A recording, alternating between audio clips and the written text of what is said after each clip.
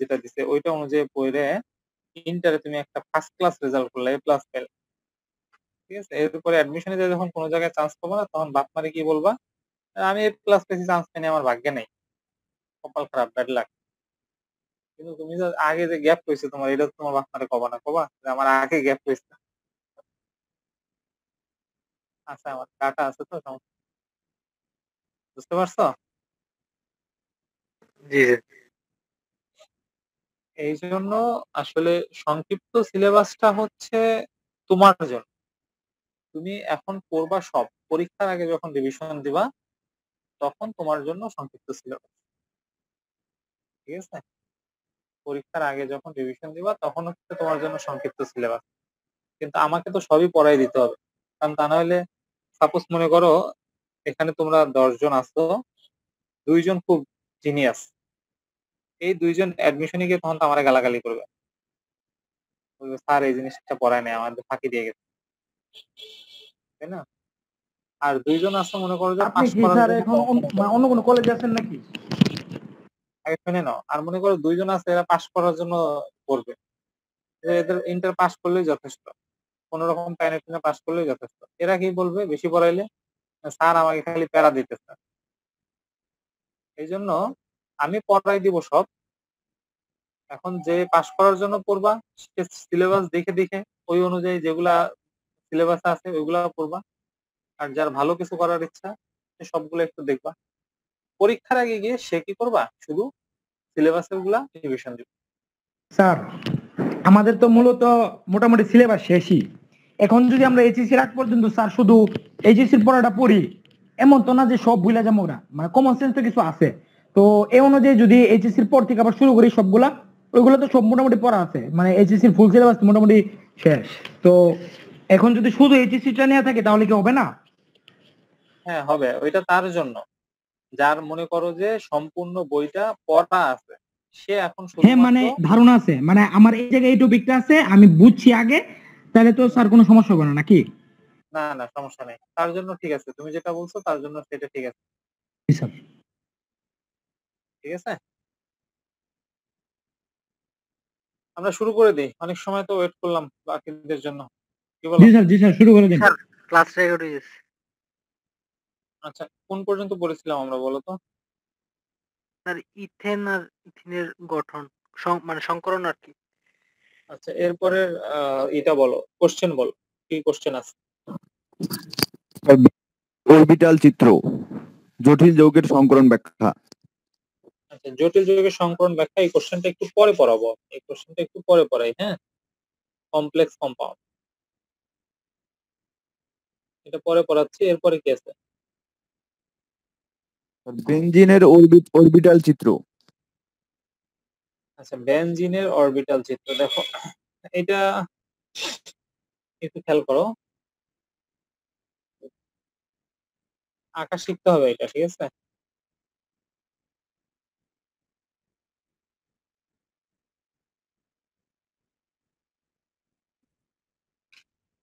আচ্ছা, বেনজিনের মধ্যে পাই বন্ধন আছে, তাই না? জি স্যার। পাই বন্ধন গঠন করে কিভাবে? পাশাপাশি অধিক্রমণের মাধ্যমে, ঠিক আছে। আর বেনজিনে প্রতিটা কার্বনের কি সংকরণ হয়? sp2।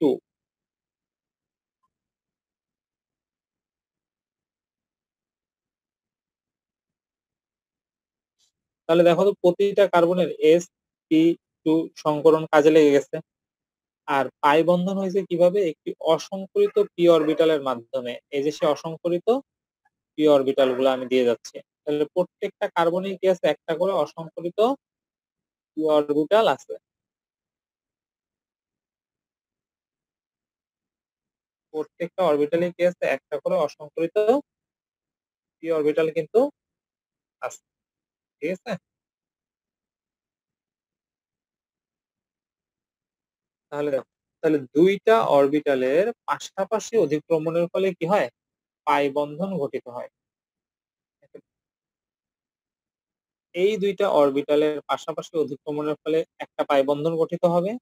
এই দুইটা অরবিটালের পাশাপাশি অধিক্রমণের ফলে কি হবে? আরেকটা পাই বন্ধন গঠিত হবে। এই দুইটা অরবিটালের পাশাপাশি অধিক্রমণের ফলে কি হবে? একটা পাই বন্ধন গঠিত হবে। কিন্তু পাই বন্ধন গুলা কি ঘোরে না বেনজিনের? এই কারণে আমরা ডট ডট দিব।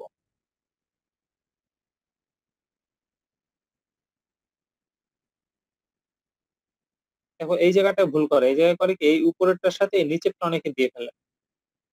আসলে কিন্তু তা হবে না, উপরেরটার সাথে উপরেরটা হবে। এই যে এইখানেও সেই ভুলটা করে, নিচে আর উপরে দিয়ে দেয়। ঠিক আছে, তাহলে এই হলো উপরের একটা চক্র। নিচেও কি হবে আবার এটার সাথে এটা,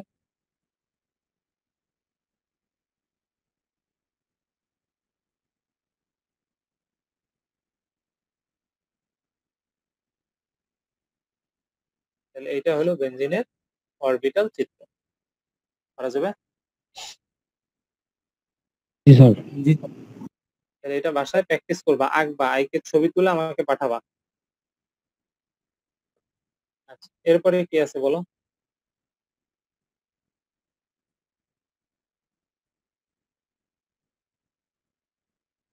সন্নিবেশ সমযোজী বন্ধন। সন্নিবেশ সমযোজী বন্ধন হয়েছে আমাদের। সমযোজী বন্ধন স্যার, কি হয়েছে?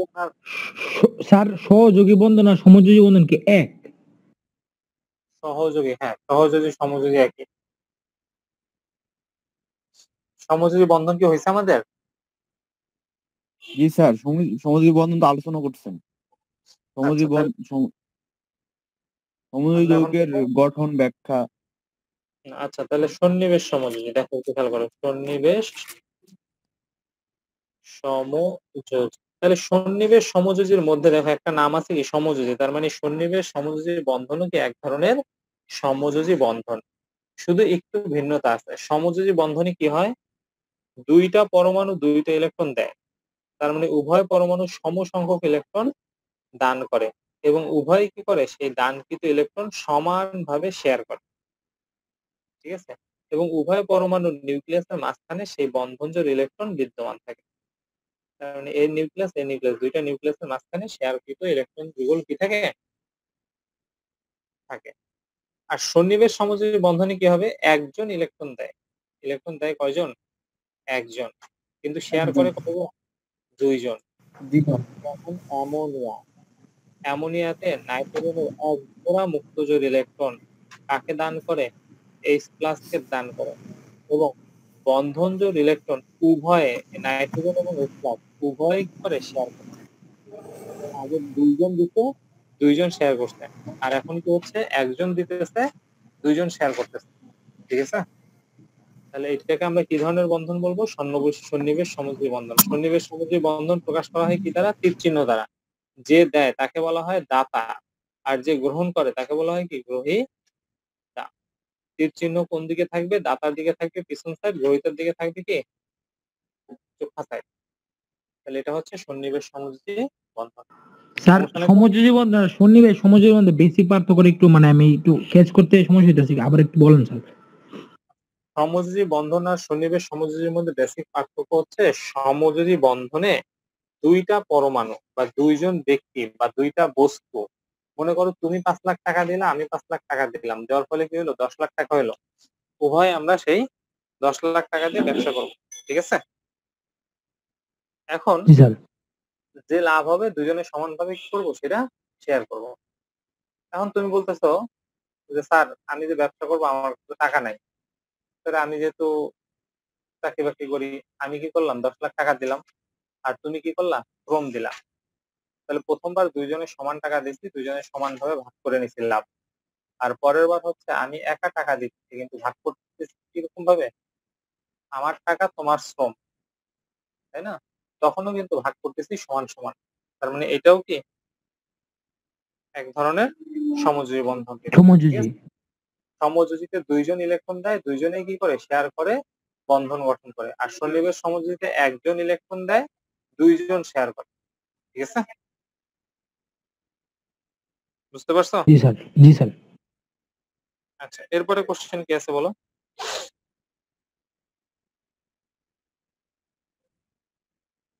বিভিন্ন যৌগের বন্ধন সমূহ নির্ণয়। আচ্ছা, বন্ধন প্রকৃতি নির্ণয়। আচ্ছা দেখো, এটা ভেরি ভেরি ইম্পর্টেন্ট, একটু খেয়াল করো। তোমাকে একটা যৌগ দিবে, দিয়ে বলবে এই যৌগের বন্ধন প্রকৃতি নির্ণয় করো বা এই যৌগের মধ্যে কি কি বন্ধন আছে। তাহলে তুমি যৌগটা ধরে প্রথমে একটা আসার দিবা, জোরে আসার দিবা। আসার দাও বোঝো তো? বললো যে এই যৌগের মধ্যে এই যৌগের বন্ধন প্রকৃতি নির্ণয় করো বা এই যৌগের মধ্যে কি কি বন্ধন আছে ব্যাখ্যা করো। তাহলে কি করবা? এই যৌগটা ধরে একটা জোরে আসার দিবা। তাহলে আসার দিলে কি হবে? এটা ভাঙবে না? জি স্যার। 4 প্লাস আর কি Cl মাইনাস।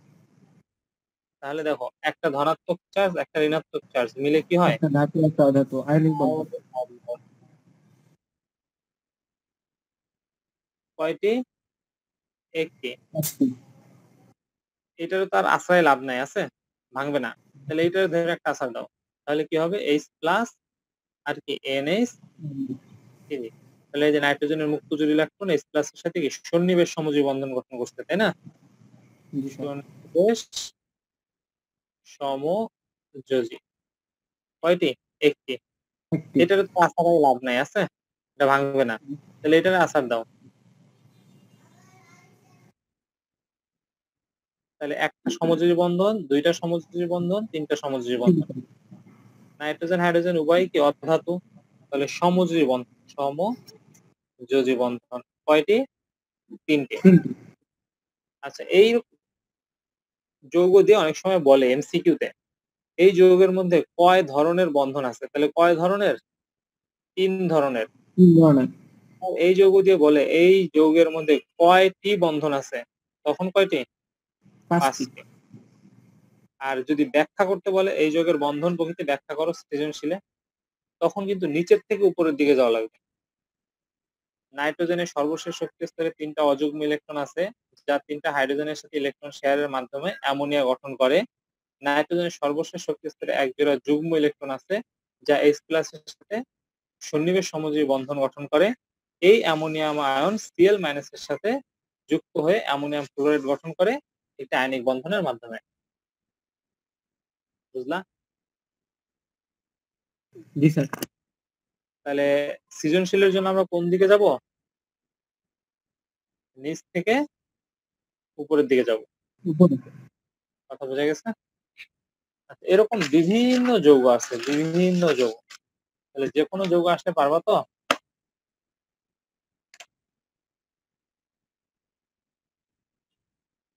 আর একটা দেই।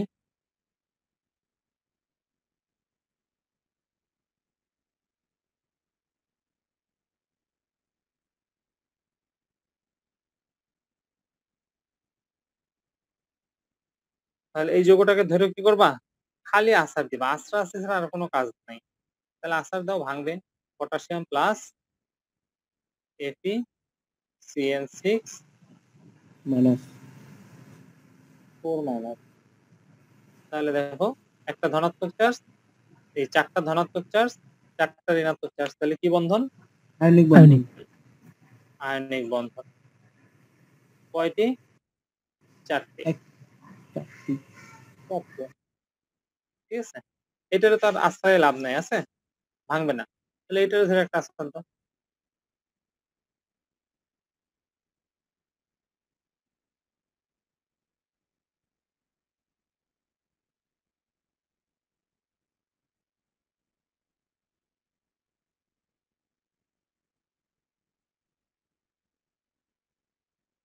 তাহলে এগুলো সব কি সন্নিবেশ সমযোজী বন্ধন।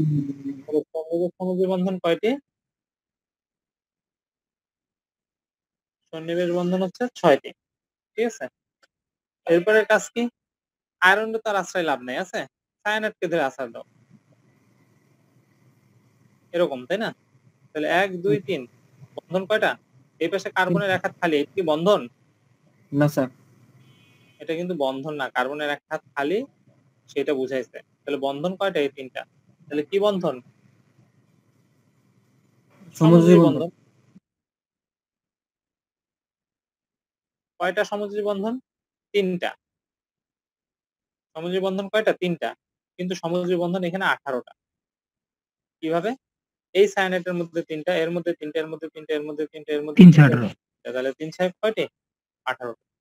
তাহলে কয় ধরনের বন্ধন আছে? তিন ধরনের বন্ধন আছে। 3 ধরনের। কয়টি বন্ধন আছে? 3 ধরনের। 28 টি। গঠন ব্যাখ্যা 28 করবা টি। কিভাবে? নিচ থেকে উপরের দিকে যাবা। বুঝে গেছো? তাহলে বাসায় জি বিভিন্ন স্যার। যৌগের বন্ধন গঠন প্রকৃতি কি করতে হবে? প্র্যাকটিস করতে হবে। ওই যে আগেই বলছি, এখন কিন্তু তোমাদের নিজ গরজে পড়তে হবে। সব তো আর হাতে ধরে ধরে শেখানো সম্ভব না, তাই না? সব যদি হাতে ধরে ধরে শেখায়, ফার্স্ট ইয়ারে এই অধ্যায়টা পড়াইতে সময় লাগে প্রায় 2.5 থেকে 3 মাস। এখন তোমাকে তো আর 2.5 থেকে 3 মাস ধরে এই অধ্যায় পড়ানো যাবে না, যাবে? না স্যার। বুঝতে পারছো? সর্বোচ্চ 1 মাস থেকে 1.5 মাস, তাই না? তাহলে জি স্যার। এখন তোমাকে তো এখন নিজের আগ্রহে কি করতে হবে? একটু দৌড়াইতে হবে কিন্তু। ফার্স্ট ইয়ারে থাকতে আমরা ঠেলি, ঠেলা গাড়ির মতো। কিন্তু সেকেন্ড ইয়ারে কিন্তু মোটরসাইকেলের মতো দৌড়াইতে হবে তোমার। তাহলে বাসায় করবা, প্র্যাকটিস করবা, যেটা প্রবলেম হয় সেটা আমাকে বলবা। ঠিক আছে? এরপরে কি আছে বলো?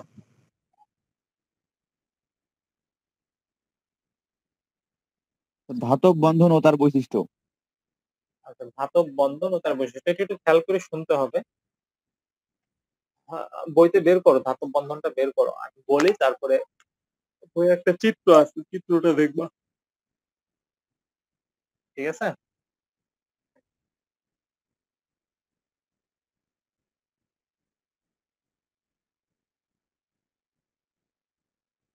আচ্ছা দেখো, তাহলে ধাতব বন্ধন কি? যেমন সোডিয়াম, এটা একটা ধাতু, তাই না? তাহলে সোডিয়ামের সর্বশেষ শক্তি স্তরে একটা ইলেকট্রন আছে। এই ইলেকট্রনটা সে কি করে? ত্যাগ করে। ত্যাগ করে কিসে পরিণত হয়? Sodium plus. ঠিক একই রকম ভাবে প্রত্যেকটা ধাতুরই সর্বশেষ শক্তি স্তরের ইলেকট্রন গুলা ধাতব খণ্ডের মধ্যে বা ধাতব দণ্ডের ভিতরে ত্যাগ করা অবস্থায় থাকে। কি অবস্থায় থাকে? ত্যাগ করা অবস্থায় থাকে। তাহলে সকল একটা লোহার টুকরার ভিতরে লোহার সকল পরমাণু কি অবস্থায় আছে? তার সর্বশেষ শক্তি স্তরের ইলেকট্রন গুলা ত্যাগকৃত অবস্থায় আছে, যার কারণে ধাতু কি করে? বিদ্যুৎ পরিবহন করে। এই মুক্ত ইলেকট্রন গুলাই তার মধ্যে দিয়ে কি করে? বিদ্যুৎ পরিবহন করে। তাহলে দেখলে আপাত দৃষ্টিতে কি মনে হয়? যে ইলেকট্রনের একটা সমুদ্র, এই সমুদ্রের মধ্যে তার নিউক্লিয়াস গুলা কি অবস্থায় আছে? ভাসমান অবস্থায় আছে। তাহলে একটা নিউক্লিয়াস অসংখ্য ইলেকট্রনের সাথে কি করে? আকর্ষণে যুক্ত থাকে। এইটাকে আমরা বলবো কি? ধাতব বন্ধন। বুঝা গেছে? ধাতুর বৈশিষ্ট্যগুলো পড়তে হবে। ধাতু আঘাত করলে টুনটুন শব্দ হয়, ঝনঝন শব্দ হয়। ধাতু ঘাত সহনশীল। ধাতু তাপ ও বিদ্যুৎ সুপরিবাহী। ঠিক আছে? এই টাইপের যা যা আছে সব করে ফেলবা। ক্লিয়ার? জি স্যার। এরপরে কি আছে বলো?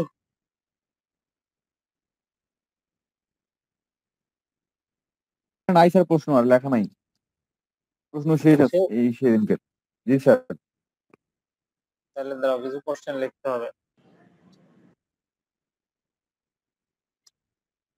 দাঁড়াও, বইটা বের করে নিই, হ্যাঁ?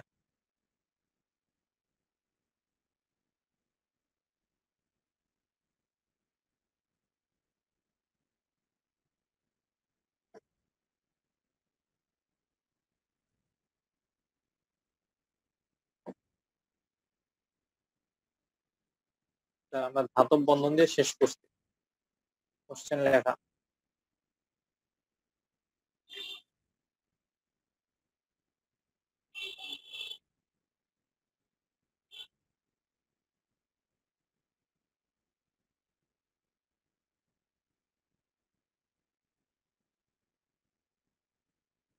লেখো হাইড্রোজেন বন্ধন।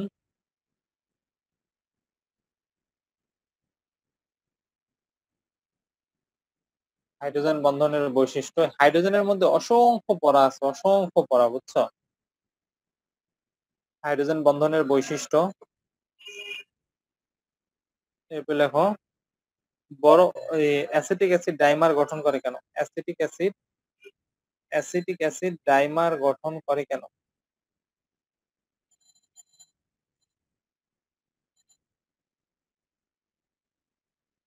তারপর লেখো বরফ পানিতে ভাসে কেন?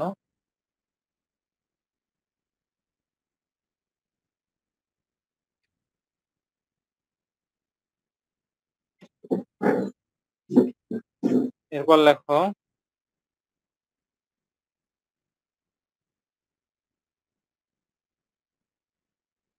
H2O তরল কিন্তু H2S গ্যাসীয় কেন?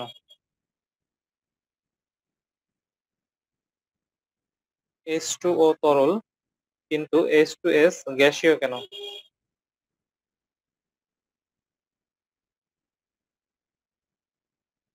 দেখছো? জি স্যার। এরপরে দেখো ইন্টারমলিকুলার হাইড্রোজেন বন্ধন বা আন্ত ইন্টারমলিকুলার হাইড্রোজেন বন্ড বা আন্ত হাইড্রোজেন বন্ধন।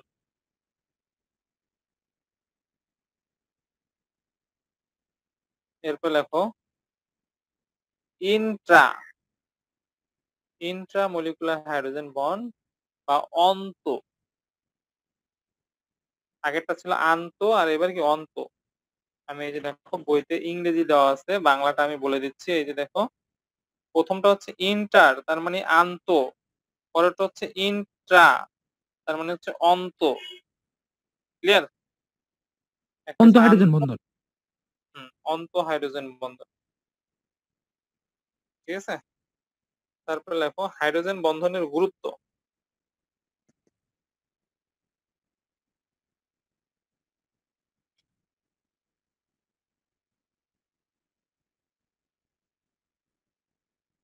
তারপর লেখো সমযোজী যৌগের আয়নিক বৈশিষ্ট্য। সমযোজী যৌগের আয়নিক বৈশিষ্ট্য।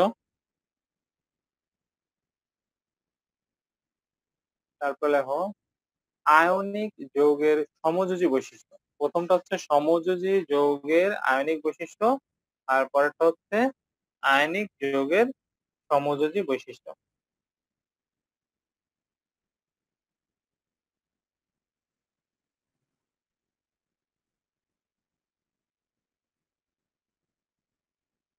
আয়নিক যৌগের সমযোজী বৈশিষ্ট্য। আচ্ছা, একটা হচ্ছে সমযোজী যৌগের আয়নিক বৈশিষ্ট্য আর একটা হচ্ছে আয়নিক যৌগের সমযোজী বৈশিষ্ট্য। ঠিক আছে, আচ্ছা এরপর লেখো ফাজানের নীতি। ফাজানের নীতি।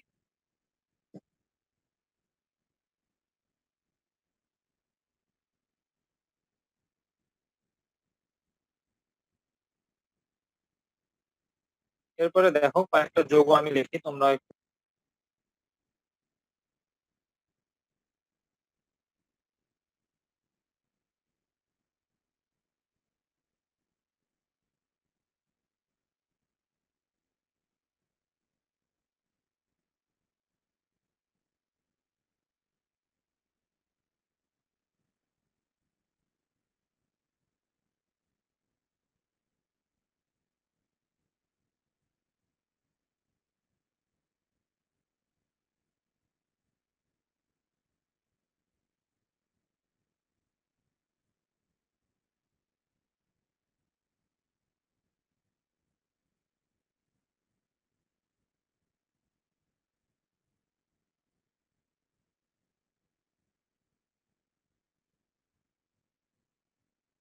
হ্যালো,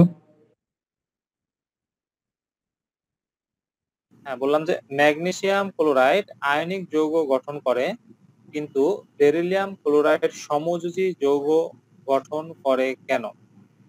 ম্যাগনেসিয়াম ক্লোরাইড আয়নিক যৌগ গঠন করে কিন্তু বেরিলিয়াম ক্লোরাইড সমযোজী যৌগ গঠন করে কেন? তারপর লেখো সিলভার ফ্লোরাইড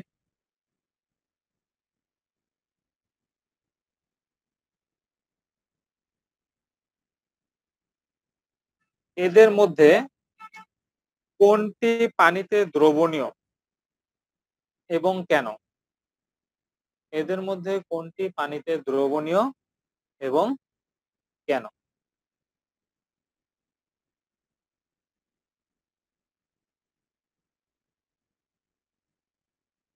এরপরে আবার অথবা দিয়ে লিখবা এদের মধ্যে কোনটি সমযোজী বন্ধন গঠন করে?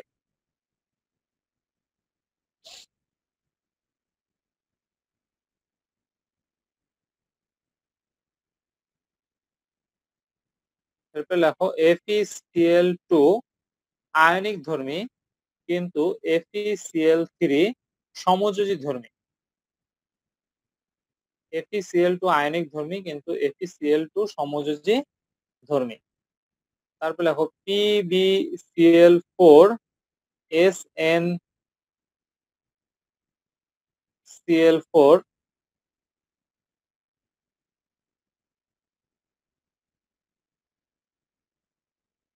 সমযোজী ধর্ম প্রদর্শন করে। উভয়ই সমযোজী ধর্ম প্রদর্শন করে।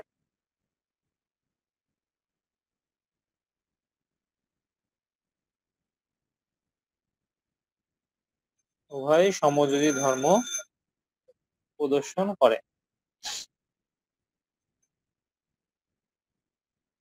ক্লিয়ার? স্যার FeCl2 এবং FeCl3 এই প্রশ্নটা আরেকবার। FeCl2 আয়নিক ধর্মী কিন্তু FeCl3 সমযোজী ধর্ম প্রদর্শন করে।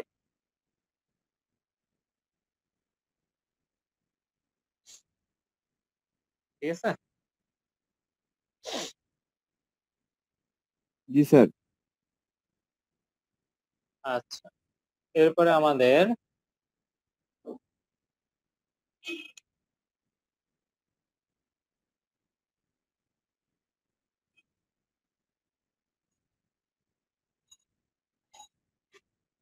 আরেকটা কোশ্চেন লেখো। কার্বন ডাইঅক্সাইড গ্যাস কিন্তু সিলিকন ডাইঅক্সাইড কঠিন পলিমার গঠন করে কেন? কার্বন ডাইঅক্সাইড গ্যাস কিন্তু সিলিকন ডাইঅক্সাইড কঠিন পলিমার গঠন করে কেন?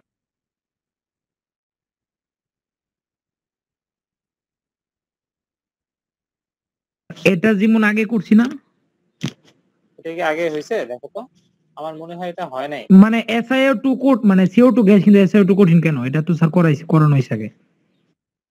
যদি পড়ানো কত হয় দিছিলেন? তাহলে যদি পড়ানো হয় তাহলে আর পড়াবো না। জি স্যার, পড়ানো হয়েছে। এটা হইছে স্যার। ওকে, ঠিক আছে। তাহলে এই হচ্ছে মোটামুটি এই অধ্যায়ের বাকি অংশ। ঠিক আছে, তাহলে আমরা কিছু কোশ্চেনের সলভ করি নাকি?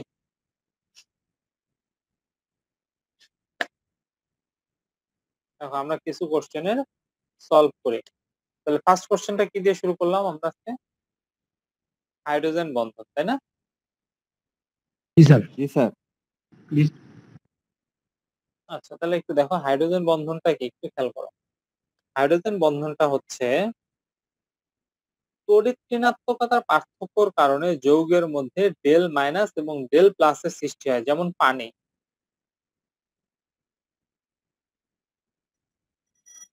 এখানে অক্সিজেনের তড়িৎ ঋণাত্মকতা বেশি হওয়ার কারণে এটা হয় ডেল মাইনাস, হাইড্রোজেন হয় কি ডেল প্লাস, এই হাইড্রোজেন হয় কি ডেল প্লাস।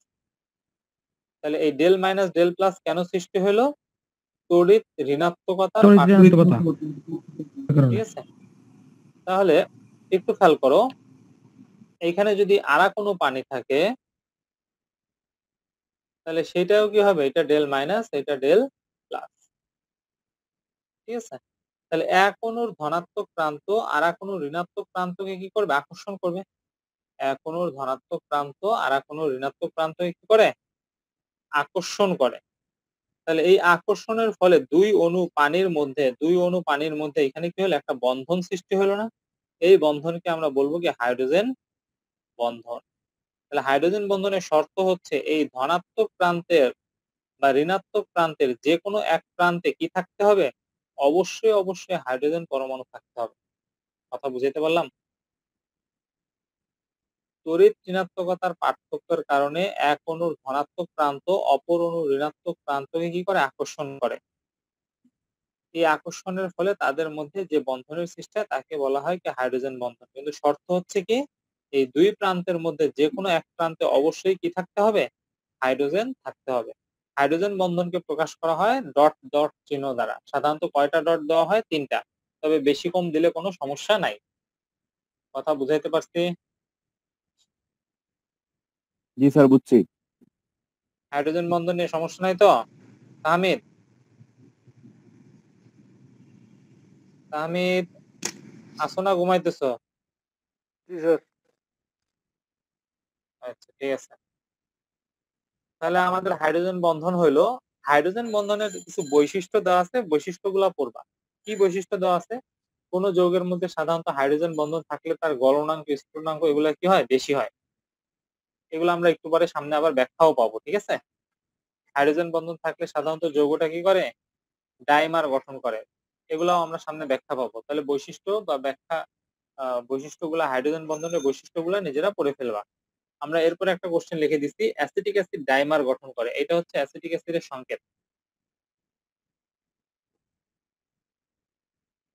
এটা হচ্ছে অ্যাসিটিক অ্যাসিডের সংকেত। তাহলে অ্যাসিটিক অ্যাসিড কি করে? ডাইমার গঠন করে। ডাই মানে ২ আর মার মানে কি? যুক্ত হওয়া। তাহলে মানে ২ অণু পরস্পর যুক্ত অবস্থায় থাকে। কিরকম? CH3 C,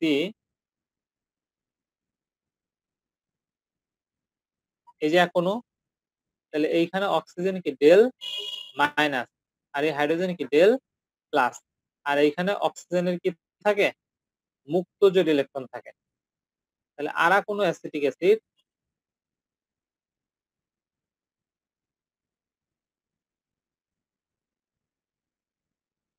এটা ডেল মাইনাস, এটা ডেল প্লাস। এখানেও কি থাকে? অক্সিজেনের মুক্ত জোড় ইলেকট্রন থাকে। তাহলে মুক্ত জোড় ইলেকট্রন মানে ঋণাত্মক চার্জ। তাহলে এই ঋণাত্মক চার্জকে এই ধনাত্মক চার্জ কি করে? আকর্ষণ করে। এই ধনাত্মক চার্জ এই ঋণাত্মক চার্জকে কি করে? আকর্ষণ করে। তাহলে দেখো, ২ অণু অ্যাসিটিক অ্যাসিড হাইড্রোজেন বন্ধনের মাধ্যমে কি অবস্থায় থাকে? একত্রে যুক্ত অবস্থায় থাকে।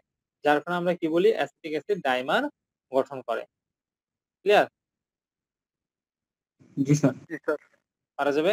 স্যার, জি স্যার। স্যার নিচের যে অক্সিজেন আর হাইড্রোজেন স্যার, এখানে স্যার ইয়ে হইলো না কেন? হ্যাঁ, কি হলো? মানে এখানেও তো বুঝি? হিসেবে স্যার অক্সিজেন আর হাইড্রোজেন আছে, তাই না?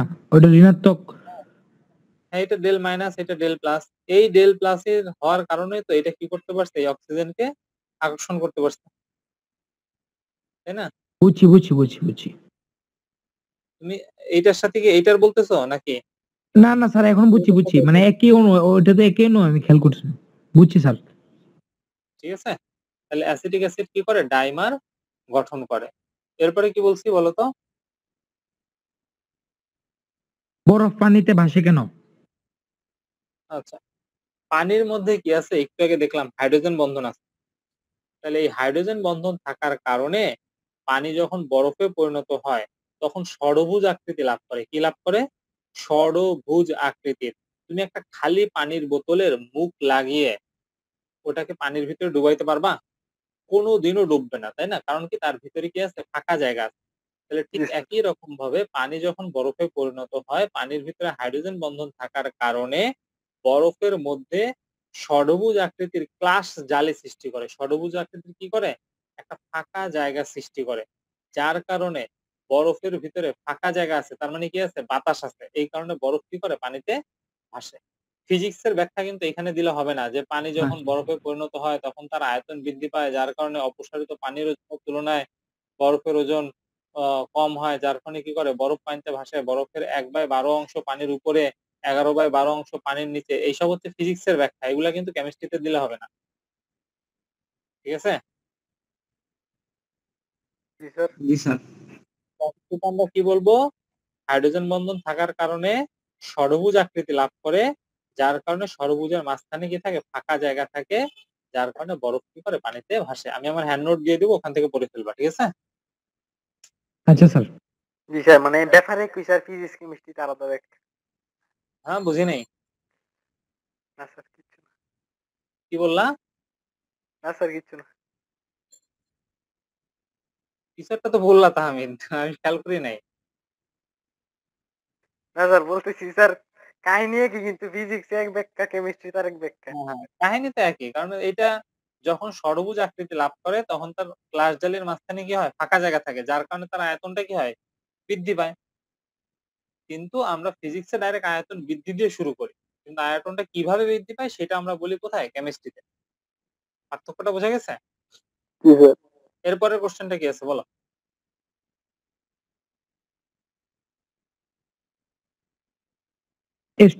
H2O তরল, কিন্তু H2S গ্যাসীয় কেন? আচ্ছা, অক্সিজেন এবং সালফার একই গ্রুপের মৌল, অক্সিজেন ও হাইড্রোজেনের সাথে যুক্ত হয়ে পানি গঠন করে H2O, সালফার ও হাইড্রোজেনের সাথে যুক্ত হয়ে H2S গঠন করে, তাই না? তাহলে একই গ্রুপের মৌল হওয়ার কারণে যাদের ভৌত রাসায়নিক ধর্ম একই রকম হওয়ার কথা, তাহলে এদের হাইড্রাইটও কি হওয়ার কথা, একই রকম হওয়ার কথা, কিন্তু বাস্তবে একরকম হয় না। বাস্তবে কি হয়, পানি হয় তরল, H2S হয় কি গ্যাস। কেন? কারণ পানির মধ্যে কি আছে, অক্সিজেনের এবং হাইড্রোজেনের মধ্যে তড়িৎ ঋণাত্মকতার পার্থক্য আছে, যার কারণে তারা কি করে, হাইড্রোজেন বন্ধন সৃষ্টি করে। কিন্তু সালফার এবং হাইড্রোজেনের মধ্যে তড়িৎ ঋণাত্মকতার পার্থক্য নাই, যার কারণে তারা কি করে না, সালফার এবং হাইড্রোজেনের মধ্যে তড়িৎ ঋণাত্মকতার কি নাই, পার্থক্য নাই, যার কারণে তারা হাইড্রোজেন বন্ধন সৃষ্টি করে না। এই কারণে এরা কি অবস্থায় থাকে, প্রকৃতিতে গ্যাসীয় অবস্থায় থাকে। তাহলে পানির মধ্যে একটা বন্ধন বেশি, যার কারণে তারা কি তরল, আর H2S এর মধ্যে একটা বন্ধন কম, যার কারণে এরা কি গ্যাস। ক্লিয়ার? এরপরে কি আছে বলো? আন্ত হাইড্রোজেন বন্ধন, আন্ত। আচ্ছা, আন্ত মানে হচ্ছে দুইটা ভিন্ন ভিন্ন যৌগের মধ্যে, যেমন এই যে দেখো অ্যাসিটিক অ্যাসিড, দুই অণুর মধ্যে কি আছে, হাইড্রোজেন বন্ধন আছে, তাহলে এটাকে বলবো আমরা আন্ত। আর অন্ত, অন্ত মানে কি ভিতর, তার মানে একই যৌগের মধ্যে, একটা যৌগের মধ্যে যখন নিজেদের মধ্যে হাইড্রোজেন বন্ধন থাকে, তখন তাকে আমরা বলবো কি আন্ত, ও না সরি অন্ত। ঠিক আছে।